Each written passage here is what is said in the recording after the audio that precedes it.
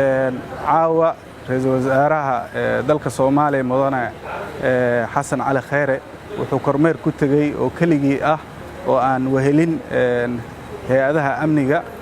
si gaar ah uu aaday dhammaan barkontaroolada ciidanka ay joogaan iyo xaafadaha ama degmooyinka magaalada Muqdisho si uu u kuur galo xaaladda amni ee markaas caasimadda dalka shaqada dheer kadib wuxuu kulan la qaatay hay'adaha amniga wasaaradda amniga iyo dhammaan taliyaasha ciidanka wuxuu u sheegay ama nagu wargeliyay waxyaabaha uu soo arkay wixii markaasi hay'adaha amniga ama ciidamada ilaalinaya barkontaroolada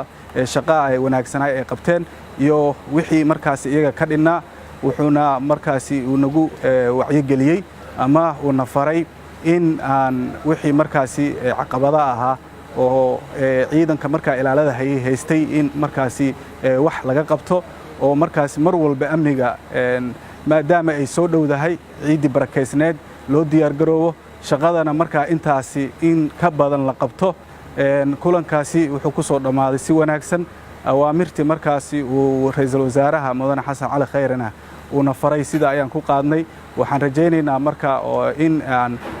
bisha barakeysan ay nagu dhamaato sida ugu fiican ugu amnisan shaqada hay'adaha amniga hayaana mar walba waa la sii laba jibaaraya sidoo kale wuxuuna faray in shacabka mar walba loo nuglaado oo lala shaqeeyo shacabkuna hay'adaha amniga ay la shaqeeyaan lagana shaqeeyo xataa waxyaabaha kale ee ah nadaafadda magaalada si isxilqaan ah